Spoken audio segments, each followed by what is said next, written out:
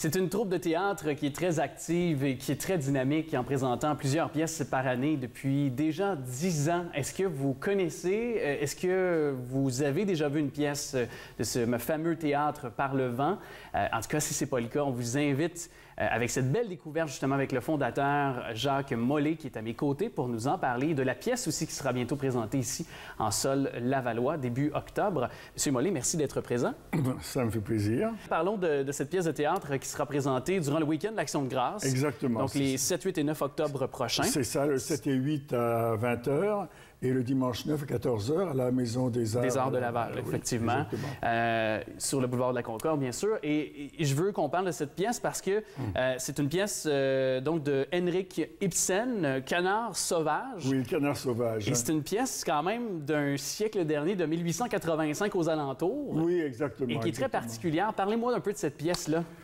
Bon, c'est sûr que le choix de la pièce, au début, moi j'aimais beaucoup cette pièce, mais je me suis dit, bon, est-ce qu'on va être capable, non pas de la présenter, mais de se faire accepter par le public? Parce que c'est une pièce qui... Ben, c'est un drame, ouais. Il faut le dire, c'est un drame. Mais moi, j'ai été emballé par cette pièce, j'adore cette pièce, comme toutes les pièces d'Ibsen, que ce soit Hedda Gabler, que ce soit Peer Gynt, que ce soit Les Revenants, que ce soit Maison de poupée, qui est quand même très connue. Et la pièce, Le Canard sauvage, a été très souvent montée ces dernières années, du reste à Paris l'année dernière, mais en moderne. Puis vous avez décidé de la garder intégrale. Exactement. On l'a gardée intégrale, on la joue 1890 à peu près. Donc on a gardé l'époque, parce que moi je trouvais qu'on pouvait, on pouvait toujours le changer, mais il y avait des éléments dedans qu'il fallait garder, comme à l'époque d'Ibsen. Oui.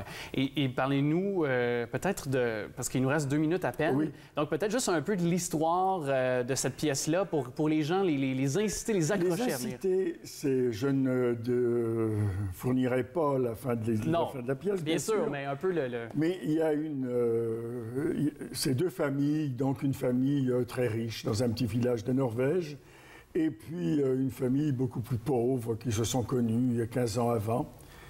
Et il y a tout un tas d'éléments, mais je vais vous situer simplement une phrase que dit le docteur Relling, qui est un personnage important de la pièce, et tout se base sur cette phrase-là. Je pense qu'on parle la même phrase. Je pense qu'on a en il tête. dit exactement que si on retire le mensonge dans la vie d'une personne ordinaire, on lui retire absolument tout le bonheur possible. Exactement, oui.